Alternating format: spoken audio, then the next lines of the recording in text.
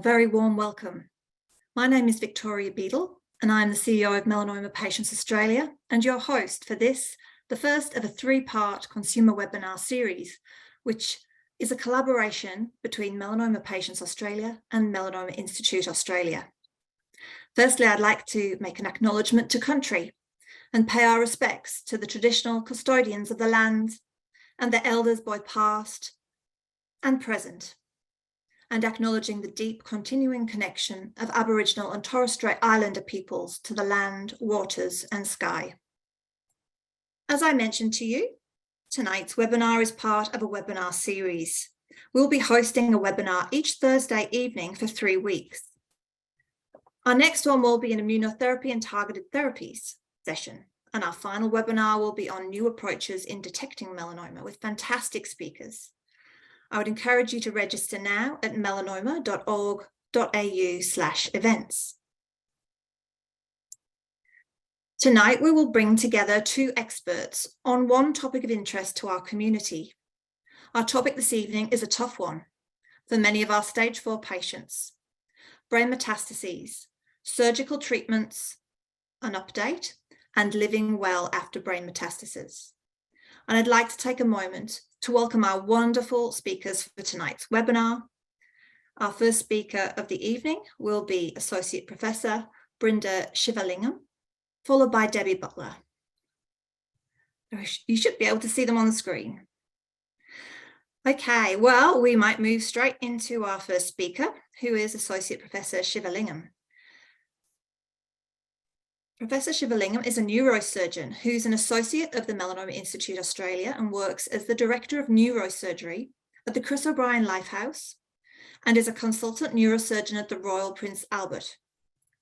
She's also Clinical Associate Professor at the University of Sydney and specialises in neuro-oncology and skull-based surgery and has research interests in melanoma and primary brain cancer. Thank you so much for joining us tonight and welcome. Thank you, Victoria. So I'll share screen now, if that's okay. Excellent. So yes, I'm here to speak about quite a difficult topic, which is about brain metastases in the context of melanoma. I'm moving forward. So a lot of people don't know this, but Bob Marley actually died of melanoma metastases in his brain. He was diagnosed in 1977 with a melanoma under his toenail, and he refused amputation or any sort of Western medicine.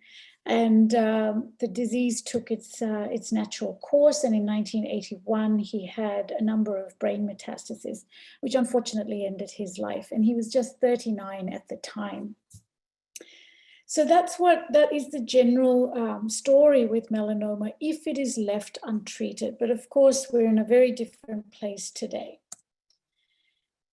So surgery for brain metastasis has been around for a long time. In fact, it dates back to about 1940 when neurosurgery in general started to become a bit safer.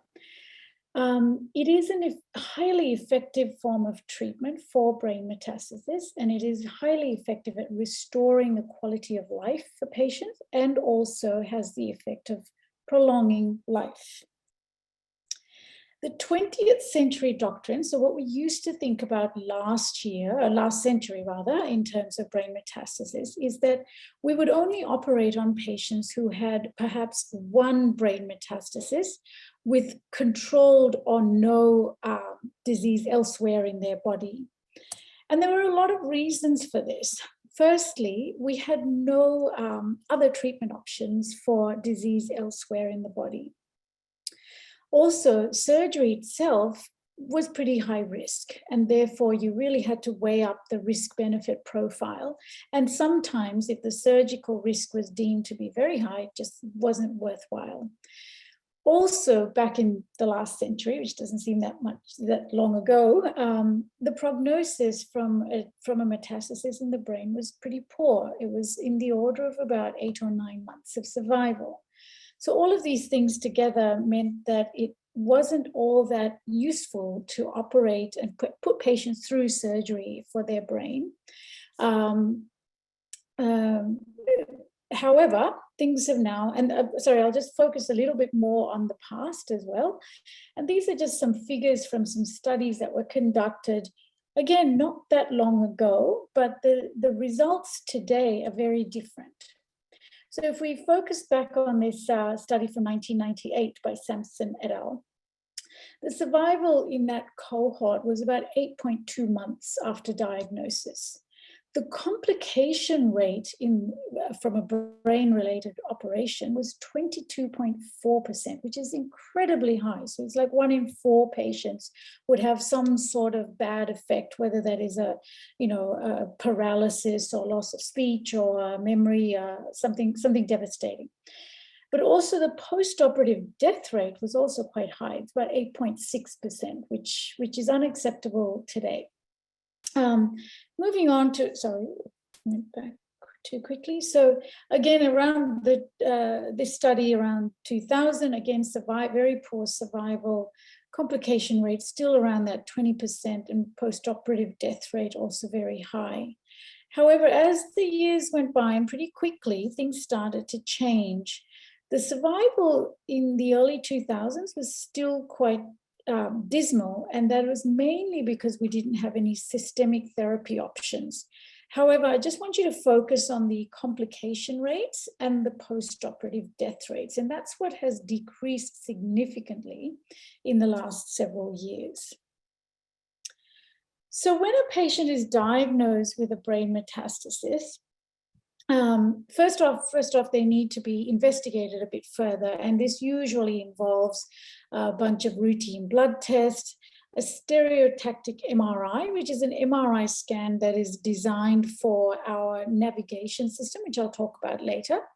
They need to be assessed by an anesthetist, and an fMRI is a functional MRI, and some patients need that for us to figure out whether there was an additional risk of causing paralysis, etc. If they're on things like antiplatelets like aspirin or Plavix or anticoagulant therapy, all of that needs to stop for at least about a week prior to surgery. We sometimes also start patients on dexamethasone because brain metastases can cause a lot of edema in the brain or swelling, and dexamethasone is very effective at reducing the swelling. Today, we have a day of surgery admission. In the past, we would admit patients the day before, a couple of days before, and then proceed. But now we generally admit patients day of surgery. So a little bit more about the technology involved in these operations. And this is where there's been a big change over the last several years, which has made surgery so much more safe and effective. So there are 2 pieces of technological equipment that are absolutely mandatory when it comes to this operation. One is the operating microscope, and the other is this machine over here, which is called the Brain Lab. There are several different brands available, but this is our navigation system. And the navigation system is kind of like a GPS for the head, for the brain. And it allows us to be very precise about where to make incisions on the scalp, to keep those incisions as small as possible. And also, once we've opened up into the skull, it allows us to navigate directly to the tumor without having to guess or fish around the brain to find the tumor. So this has made a massive leap in terms of things being safer, and also for us to do operations through this minimally invasive small cuts. It also allows us to do more than one tumor in the one operation. In the past, when we didn't have these bits of technology, we would have to make massive openings and use things like retractors to pull the brain aside, which cause damage to the brain. But we don't have to do those sorts of maneuvers on the brain anymore. And this is why patients wake up and they're very well after surgery. There are a couple of other things that I won't focus on here. But it's just about medications and certain other things that help us. Now, I'm just going to move on to actually describing the operation and showing you some photographs and a video. So if you are squeamish or you don't want to have a look at these pictures or videos, please turn away or somehow blank your screen. So here we go. So when we do these operations, as I said, generally the operation can be done through a small incision. This is about a 5 centimeter incision on the side of somebody's head. The patient's head is also positioned in a clamp, which holds everything steady for me when I operate. We then remove a window of bone, which is roughly about a 20-cent piece size. And there again, it sort of varies on exactly where we're going and how where the tumor is. And this is a picture of what things look like at the end when we pop the bone back at the end of the operation. So now we're going to move on to a video, and most people do find this quite informative, but I'm mindful that some of you may not. Oops. Okay, so this is a view of the brain. These white skin-like substance which has been reflected is the dura, which is the lining over the brain. This darker area here is where the tumor is, and this is normal brain over here. And what I'm doing is I'm using a cautery device called bipolar and then a suction device. So there are two very vital instruments. Now this view is through an operating microscope, and all of that stuff with the navigation has already occurred. So I've already made the incision, I've opened into the skull, and now we're working on the tumor itself. What I'm doing here is I'm trying to create the boundary or find the boundary between the tumor and brain. This dark liquid that's coming out is a bit of old blood clot, which is very, very commonly seen with melanoma metastases. And we're starting to now just see the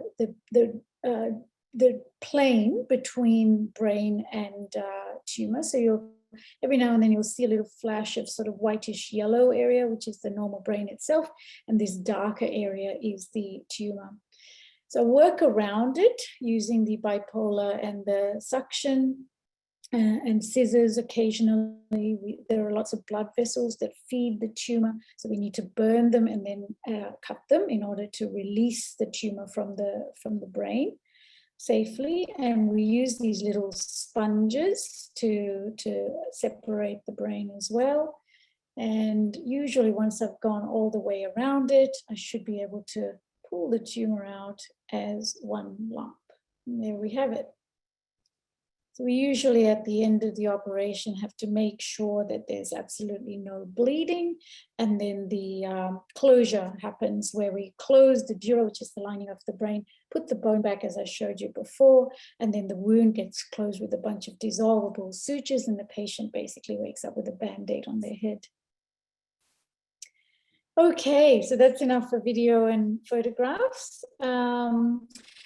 So what's changed more than the technology? Well, the other thing that's changed a lot is our decision making in the current time. So because of the new drugs that are available, it is extremely important that decisions about patients are made in a multidisciplinary way. So it's not just about me as a neurosurgeon looking at a patient scan and saying, yes, we can do this operation.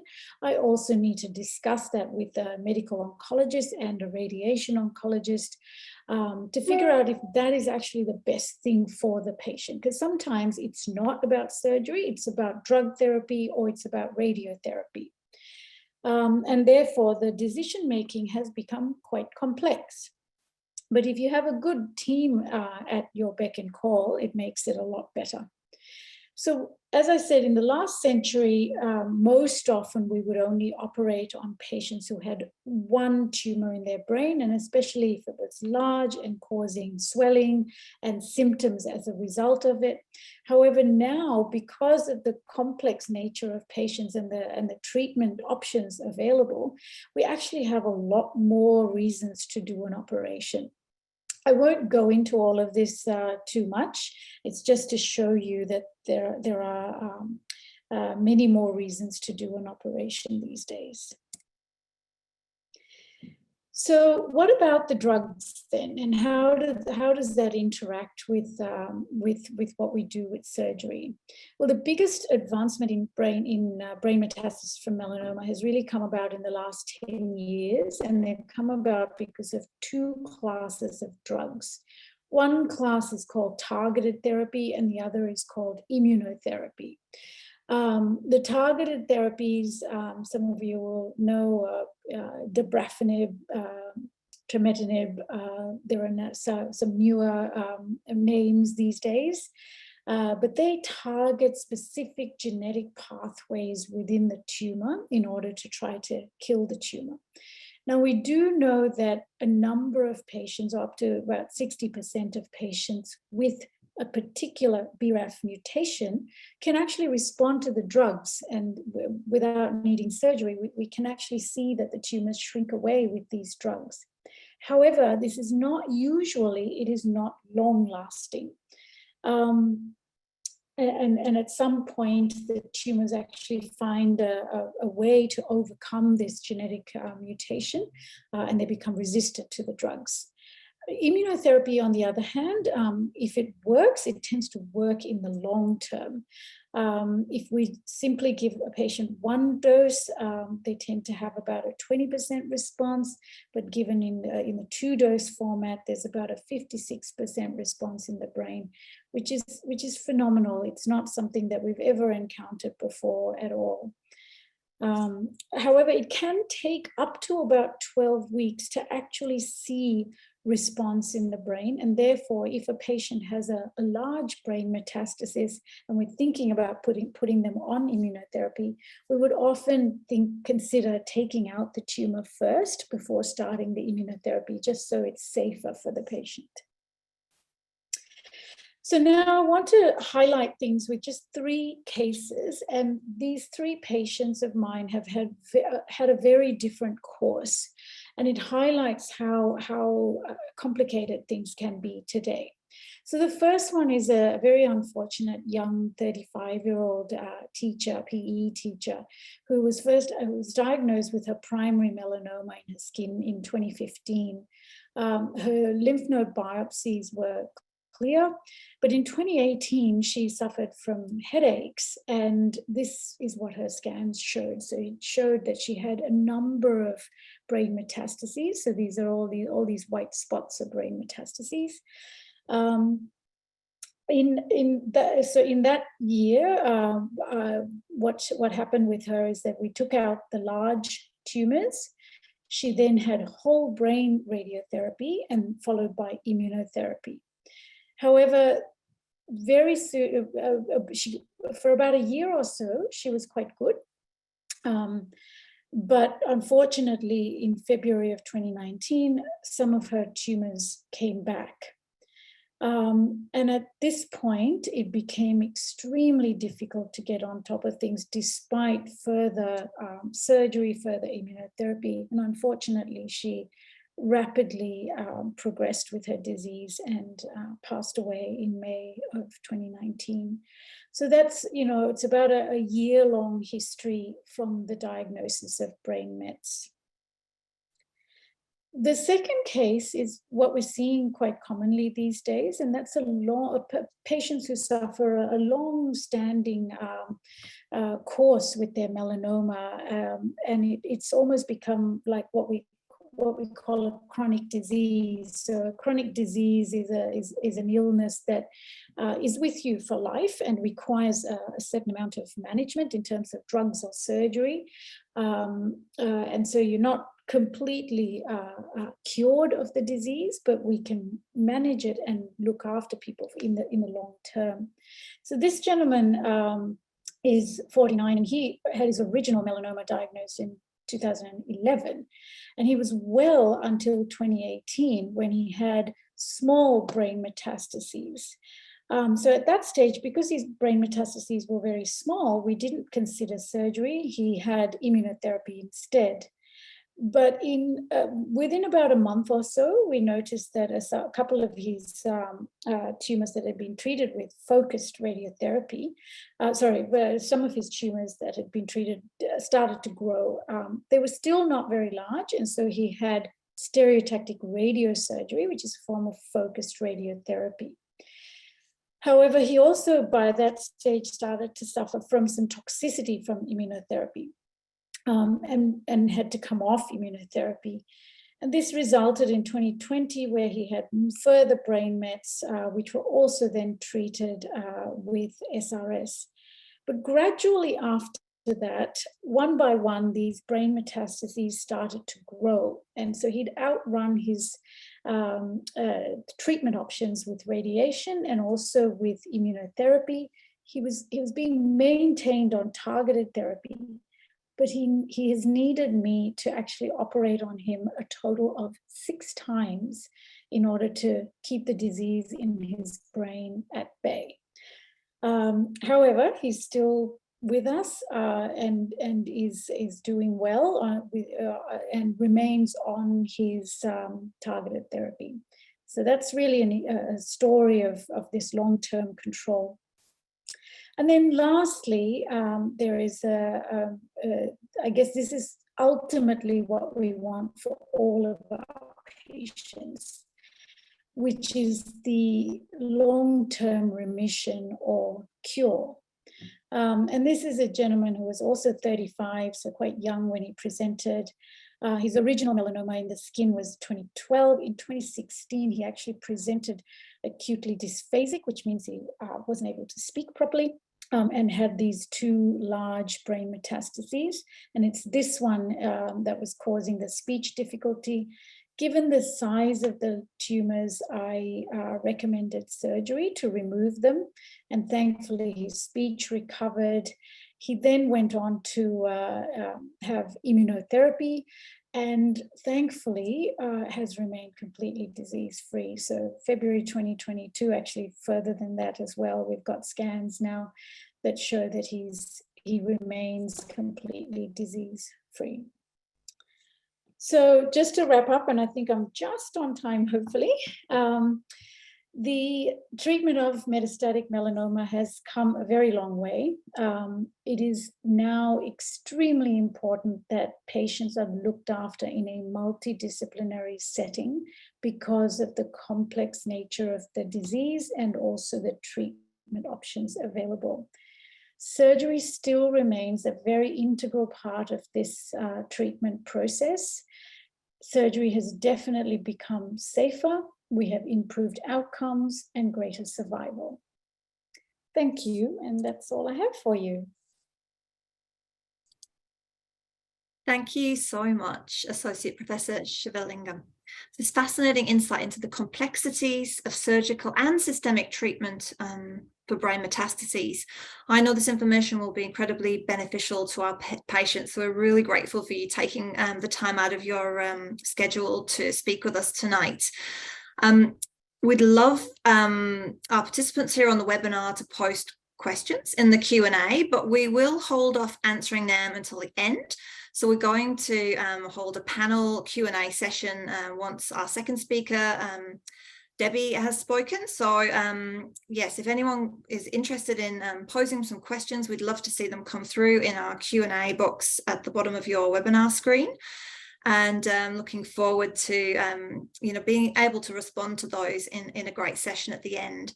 So thank you very much, Associate Professor Shivalingam, for that fantastic presentation. And I'd like to now welcome our next speaker to share the screen and become live. Hello. Hi, Debbie. Hello, everyone. I'd like to, first of all, introduce our second speaker, our expert speaker, Debbie Butler, who was diagnosed with stage 1 melanoma in October 2017 and stage 4 melanoma in August 2019. In February 2020, she had a recurrence of melanoma, including 6 metastases scattered throughout her brain. Debbie is a member of the Melanoma Patients Australia Sunshine Coast Support Group, an incredible volunteer for our organisation, looking after and moderating our Melanoma Patients Australia Facebook support group, which is an incredible group of patients who support one another in a peer-to-peer environment. And we've got almost 2,700 patients and family members across Australia involved in that group. So we're very grateful for the work that Debbie does in moderating that group.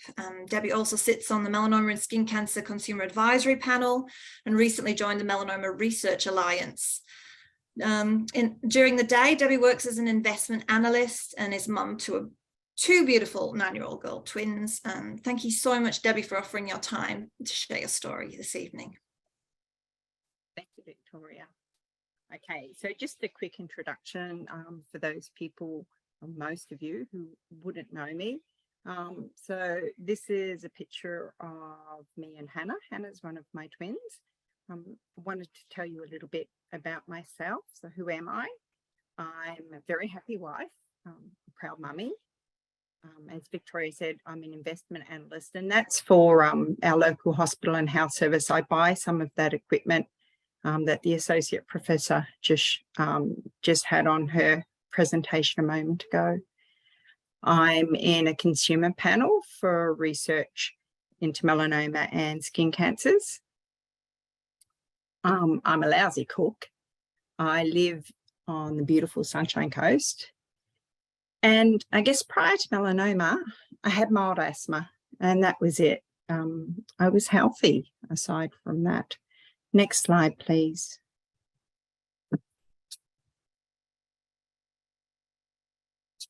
Okay, so just a little bit about my melanoma story. So as Victoria said, my primary was on my chest wall, and that was in November 2017. I had my wide local excision.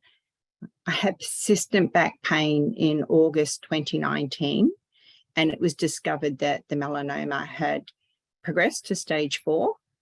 I started on TAFMEC, but as the Associate Professor said, I had failure after 6 months, and that resulted in progression back to my lungs and also into my brain. So pretty quickly, we stopped the TAFMEC and commenced immunotherapy, ipilimumab and nivolumab, and we scheduled as quickly as we could gamma knife radiosurgery. That was all starting in March 2020, and then by June 2020, a PET scan showed that I was melanoma free. Had a couple of pieces of dead melanoma left in my brain, but they weren't active. So these pictures are parts of my brain that had melanoma in it. I've put circles around them, yellow circles, the white spots. So yeah, there were 6 of them. Next slide, please.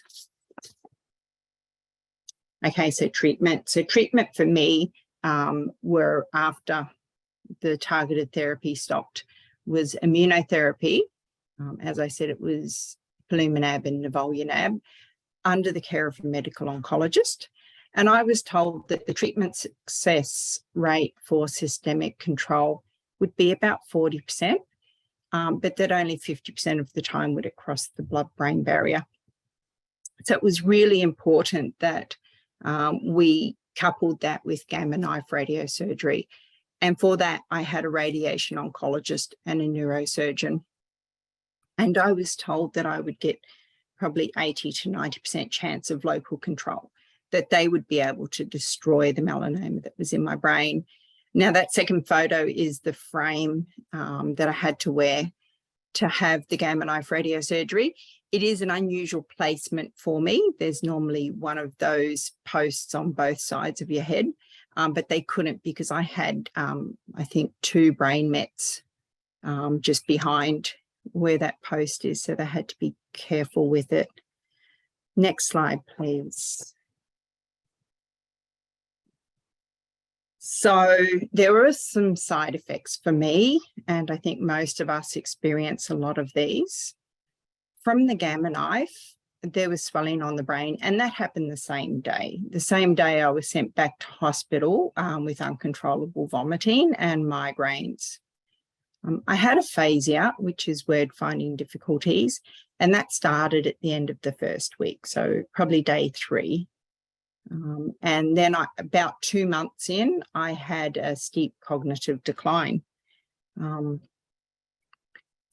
this photo here is an awful photo of me. This is Mother's Day 2020, so it's about 2 months after the Gamma knife that I had in March. And you can see everything that's wrong with me in this photo. You know, I've got the moon face from the steroids and a couple of extra chins. I've got a vacant stare because I couldn't string 2 thoughts together. And I'm wearing summer pajamas in May, which is cold for us on the Sunshine Coast. My daughter's in long pajamas there. And that's because I was getting cancer fevers all the time. They were just unexplained. I wanted to share this photo because I want people to know that it is a rough time, but it does get better. Okay, so from immunotherapy, I got rashes, my thyroid failed, my adrenal glands failed at about the 2-month mark. And around the same time, I got rheumatoid arthritis and peripheral neuropathy. Now, at the moment, all of those things have resolved for me, so I'm quite lucky in that way. Next slide, please. So that brings me to my main points tonight, and that's recovery after diagnosis. Now, I know not everyone achieves local or systemic control that I did, but hopefully some of the things that I discussed tonight will still be relevant to you. And these are certainly things that I did before I was clear of cancer, things that I tried to work on. And I want carers that are listening tonight to know that these are things that you need to consider for yourself too, not just the person that you're caring for. So the things that I get asked most frequently when people reach out to me, and I hope that you find the information useful. So I'm going to talk about driving, regaining fitness, returning to work, recreation and relaxation, and last, but probably the most important, finding support. Next slide, please. So this is one of my favourite photos. This is outside my daughter's school, and that's the ocean in the background. We picked the school for that reason. And I've put this photo up because this is the first place I drove when my 6 months were up and I could drive again. I went to school to get my kids, and it made me so happy. Now, for me, one of the hardest things to deal with was not being able to drive. There's a loss of independence that comes with that. You can't drive yourself to hospital for treatment. There's a number of reasons for that. The primary one with melanoma patients is that risk of seizure, but there's also that you may lose your vision and perception, your inability to remember directions, your hand-eye coordination, and your planning and problem solving. So it's pretty important that we don't drive. Next slide, please. Okay, so what are the protocols for driving? Well, these are from Austroads, and that's a collection of Australian and New Zealand transport agencies. So they say that a person with brain metastases is not fit to hold a conditional licence. There's a non-driving period that allows for the risks of seizures to occurring before and after treatment, you know, to be lowered. So it's normally 3 months tumour-free or 3 months after treatment. For me, it was 6 months because I did have such bad swelling on the brain. If your tumours are surgically treated, the advice for intracranial surgery applies, and that's normally 6 months without driving. But each of your licensing authorities may require different things, so you do need to check with your oncologist to see what applies to you. Some licensing authorities require notification, and there may be conditions to return to driving. There's an occupational therapy driving test. I know some people have to do eye tests too. Next slide, please. Okay, regaining fitness. These are some circus photos with my daughter, Gemma. She's a lot heavier than she looks. She's pretty hard to hold up like that. So typical problems can be balance, stamina, and strength. And for me, regaining fitness is a great way to feel normal again. It was essential that I felt fit and healthy, and I didn't want to feel sick or weak. My particular issues were stamina because of my adrenal gland failure, and balance because of my brain mets. And it's interesting that I didn't know initially that my balance was affected. But after I had brain mets, I realized how badly it was. Next slide, please. So I used an exercise physiologist that my cancer centre had available to me when I wanted to regain my strength and my fitness. And an exercise physiologist will tailor a program based on your current level of fitness and any difficulties you have. So initially, when I had cancer in my ribs, I couldn't do any yoga. I couldn't stand up paddleboard. I couldn't do anything with my core. So it's important that you do seek some advice when you're sick. I know that I was fortunate to have that resource available to me. If you can't have an exercise physiologist at your cancer centre, your GP can do a chronic care plan, and that care plan will give you 5 subsidised visits a year to an exercise physiologist. And failing that, there are a lot of useful resources online for people with cancer. So I reached out to my exercise physiologist, and he's given me these websites from CancerNet, Queensland Health. And I've asked the MPA to make them available to you after this presentation. There's also a video there on testing your balance. Next slide, please. Okay, returning to work. Returning to work was really poignant for me because one of the things that I do is buy the technologies that we use to save my life. So to go back to that work was a really, really lovely time for me. So I had 6 months off work post Gamma Knife, and that was mainly due to my inability to read and how sick I became with immune response side effects. When I did go back to work, my graduated return to work was over a 15-month period. And that 15-month period was while I was still on treatment. I was supported by a HR rehabilitation officer, and I believe she's listening in tonight. She was particularly good at navigating payroll and insurances and the negotiation of adjustments outside my immediate team. I also worked with my line manager to make reasonable adjustments to my work. Next slide, please. So what sort of things, what can a reasonable adjustment look like? For me, my key issues were concentration, and it still remains one to this day. I start earlier in the day, or I plan to use my brain in the morning. So if I've got anything that really requires my concentration, that's when I schedule it. Fatigue. Fatigue was an issue. So my office moved me closer to home to reduce my commute. So my ordinary commute would be probably an hour and 10 minutes. My commute up the road to the closer hospital is 5 minutes. I also walked in my lunch break to rebuild my energy levels. I still have some words that I mix up. So I still have a level of aphasia because I've got dead met left in my brain. So I use printed information, or I share screens in meetings.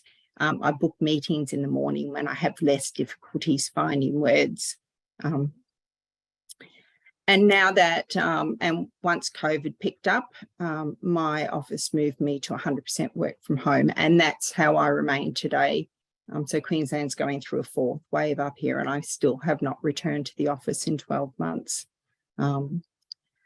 Work will be thrilled to see you, and they'll accommodate your medical needs.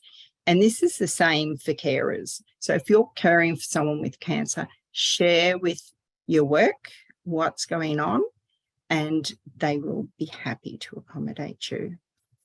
Next slide, please. Okay, rest and relaxation, my favourite bits. So this is a photo and a quote from a story that ABC News did on my recovery. And the quote there might be a bit small. It says, "I was told, you know, that I should probably start making memories with my family and to write some letters to my children." And that was true. That was a quote. That was something that my GP said to me. And at the time, he asked me if I'd been given a prognosis. He thought I was terminal. It was great advice, and it's given often to terminal patients. But the irony was that at the time, I was too sick to even get out of bed.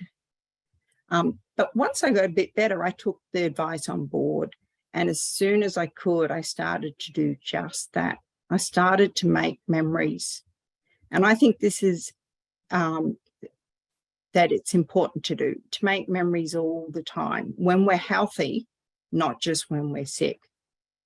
So for me, that means a lot of holidays and time spent with my loved ones. Next slide, please. Okay, so you can see from this slide that there's lots of things that I like to do with those people that are nearest and dearest. And I could have filled this slide 100 times over. And I guess the point I want to make here is live life to your fullest. Don't wait to get better to start doing this. And don't wait to get really sick to start doing this. Of all the things that I've talked about tonight, this is the one that really matters. And it doesn't have to be bucket list things. Just enjoyable moments, doing whatever makes you happy. Obviously, family and outdoors feature for me, but it could be a hobby, travel, charity work, study, even cooking. Next slide, please. So I especially wanted to finish on this amazing slide. Okay. These are the brain met survivors that I have met over the past few years in my local MPA support group. So right in the middle there with, I think it's Assoc behind him, is Chris. Now, Chris was the very first person I met who'd survived brain mets, melanoma brain mets. And I met him on my very first Zoom meeting with the Sunshine Coast MPA group. And at that time, I had steep cognitive decline. I could not remember anything. And he said to me, it gets better. And this is what I do. This is what I do to make it better. I think some people will recognize Lachlan down in the bottom left corner. So Lachlan, I think I would have been one of the first people that he called when he realized that he had progressed to stage 4D and had brain mets. And I talked to Lachlan about the process he'd go through with Gamma Knife. And then up the top on the left is Winfred. And both Chris and I have shared information with Winfred. And it has been, it's really good to have a community that knows what you're going through and knows how to pick you up when you're feeling at your lowest. So I really want to give a shout out to all the MPA support groups Brain mets is an incredibly frightening diagnosis, and the support of those who've recovered is an incredibly powerful support to have. So with that said, if people have questions about brain mets, I'm always happy for you to reach out to me. Thank you for your time. I hope you learnt something or found something important. Back to you, Victoria. Wow, thank you so much, Debbie. On behalf of everyone here, I want to thank you for your open, honest, and quite frankly, inspirational insights into your melanoma diagnosis and the amazing strategies that you've shared with us this evening that you've used to help you live well after a brain metastases diagnosis. I'd like to welcome both of our speakers back to the panel.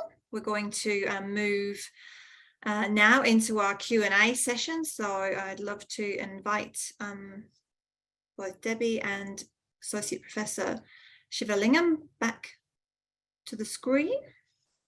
We have some questions that have been coming in through the Q&A chat, which we are just curating at the moment, pulling together so that we can, we'll get to them straight away. Well, welcome back to you both. You know, two incredibly powerful presentations in terms of, you know, the treatment options for patients and also the lived experience.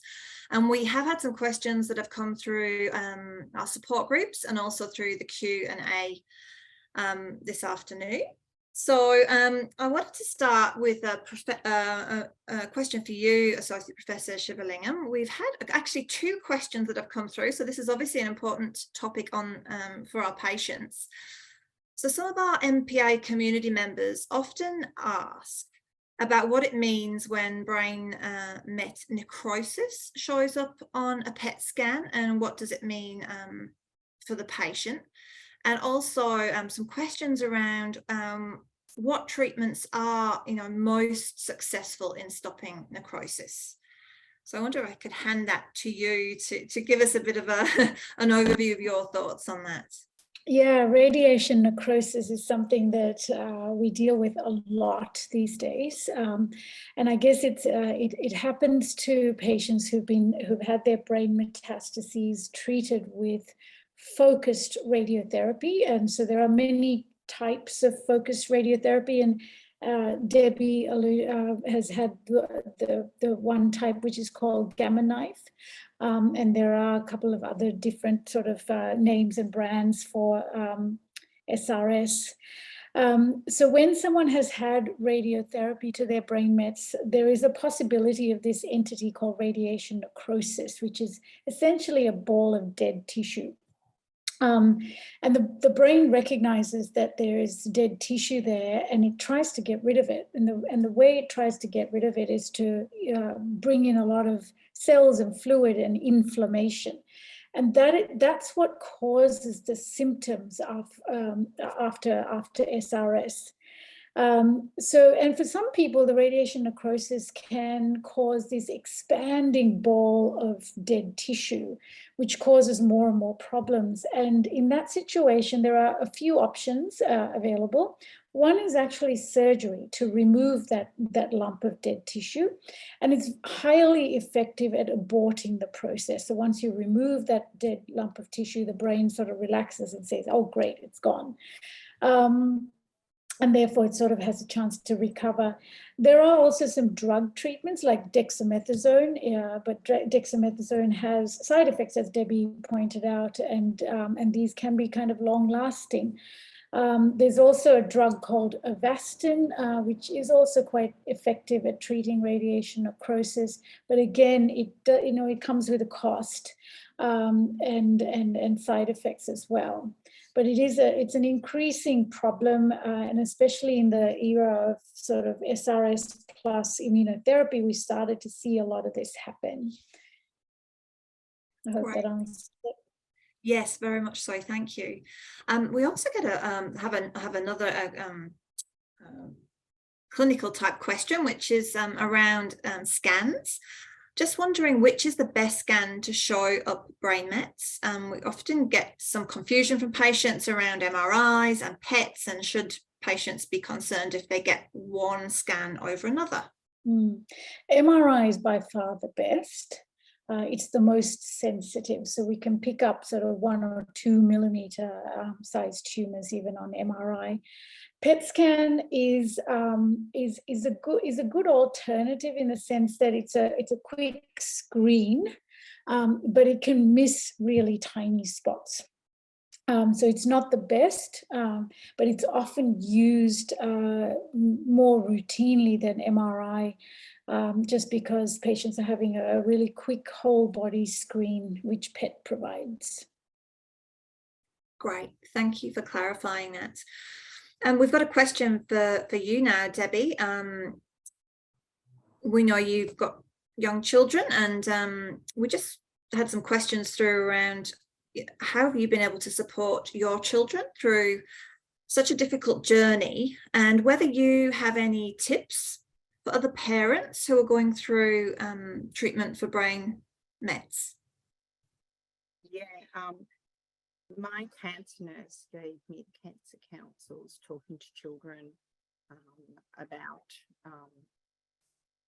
cancer very early on, I think at my first appointment with my oncologist. And in that it said to tell the school, and I could not agree more. There was that time when I said I couldn't drive for 6 months. I couldn't take my daughter to a tutor. So one of the teacher aides stayed back and tutored my daughter every week at school. There's a lot to do with brain mets. There's a lot to do with cancer and a lot to do with children. So you just need to make your support group. I had school mums who would ask me every holidays, have you got any appointments this holiday? We'll take your kids to the park. We'll come and get you after from the hospital, and then we'll take you to the park for a bit too. So it's not being afraid to let people know what's going on. People want to help. And I just shared, it has to be age appropriate, hey, share with them. I told my children that mummy was very sick. They were 6 when I got brain mets. Mummy was very sick. The very clever doctors were trying to make mummy better, and it was important that mummy did what the doctors said. And we left it at that. They were told at school that some people died from cancer, and they came home with that question. And I just said, yes, that was true, but the doctors were trying not to let that happen. So I guess it just has to be age appropriate, but get your support. Don't think that people don't want to help. If they offer to help, it's because they want to. Great, thanks, Debbie.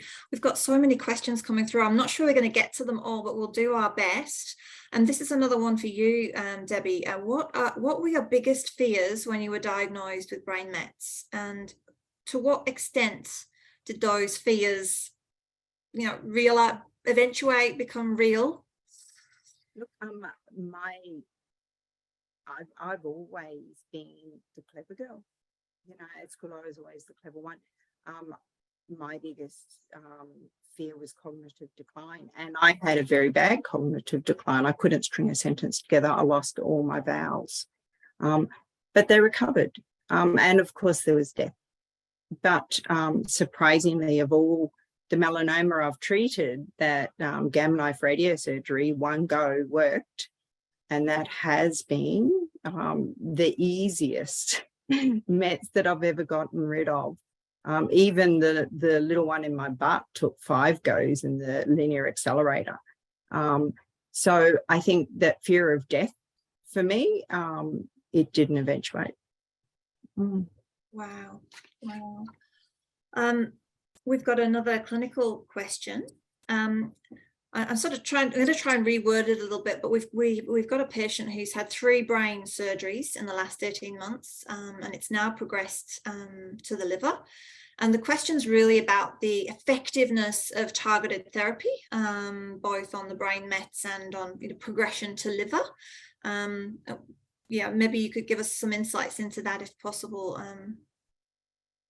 Yeah, I'll give it a go. It can be quite difficult to predict, but if you do have BRAF mutations and you're eligible and you're on targeted therapies, it can certainly hold things at bay. It can certainly control things both in the brain and elsewhere over a long period of time. And that's kind of what I described, I guess, with one of my patients in my presentation. But yeah, even in the brain, well, very often in the brain, actually, we do see targeted therapy work quite well at holding things. Great. Now we've got, I think this will have to be our final question, just due to time restraints, but I think this is something that but you could both answer, which would be great. We just had a question. How long does it actually take to get over having a brain operation? Obviously, there's a complexity to that question, I'm sure, around, what the location, etc. But maybe we could go to you, Debbie, first to sort of, in your personal experience, the length of time it took to recover and some of the challenges I think you covered in your talk, but maybe you could just give us a bit of a, thinking on that, and then a bit of a clinical insight would be great too. Well, I guess the easiest answer to that is that I had returned to work 6 months after treatment. And that was a long recovery normally for the treatment that I had for my brain mets. But I did have complications from the ipilimumab and nivolumab combination at the same time. And I had a lot of trouble with edema. But there are some things that are still recovering. So, I mean, if recovery is finding every single word without thinking about it, then I don't know when that's going to be. But if recovery is getting back to work, feeling fit and healthy again, for me, it was 6 months, but that was longer than expected. Thanks, Debbie. And from a clinical perspective, Associate Professor Shivalingam. Yeah, so everything about the brain is where things are. It's about location, and so if you have a tumor or one or two tumors, whatever, in areas of the brain that are not very functional, and there are many places in the brain that are like that, and you have surgery in one of those areas, people recover extremely quickly. They're on minimal dexamethasone just for a few days, and usually, they wake up after surgery wondering if anything's happened at all because they feel so fine. And they often recover, within 2 to 4 weeks and feel pretty normal. Yes, there are limitations in terms of driving and so on, but patients recover quickly from surgery in safe locations. Now, having said that, of course, there are certain spots in the brain where when we do operate, it can cause things like dysphasia or even mild weakness of a limb. It's rare, but it can do that. And if that were to happen, then it takes a bit longer to recover. So it's all about location, the number of metastases that we're trying to treat, the degree of edema, the dexamethasone dose, all of those things factor into how quickly someone recovers. Fantastic. Sorry, what was that, Victoria? Fantastic. Thank you so much for that great answer. Look, we will have to wrap up our session this evening, and on behalf of everyone at Melanoma Patients Australia, I'd like to thank our incredible speakers. I'd like to thank Melanoma Institute Australia, who've been our amazing partners on putting this community webinar series together. Really appreciate the expertise that both of our speakers have brought to us tonight. This is an incredibly important and often daunting topic for our patients and their families. I think you've really given a fantastic insight into some of the challenges and treatment options and some positive lifestyle management options in terms of, how do I make the best of a really difficult diagnosis and work through that. So really appreciate all of the insights that Debbie has brought to the event this evening too.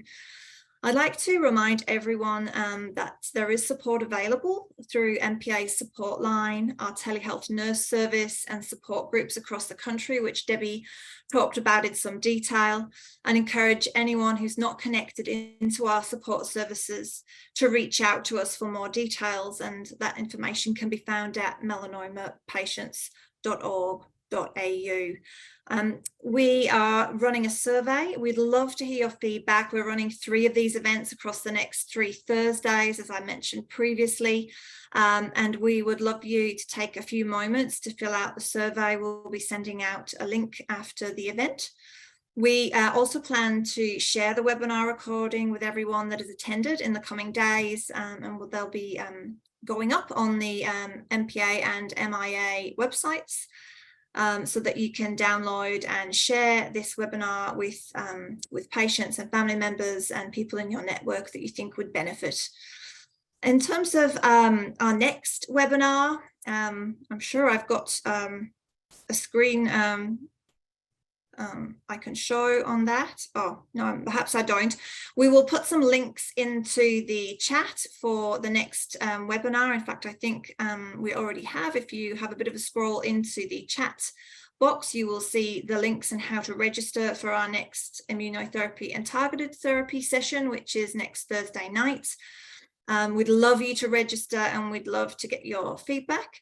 I can see as well that the team, while we've been chatting, I've put links to a number of the resources that Deb mentioned during her sessions, and we would love to see you access all of these resources and connect in with us at our next session. So on behalf of everybody, I'd like to thank our speakers and thank you all for attending this evening's webinar, and we look forward to seeing you at our next session. Thank you and good night.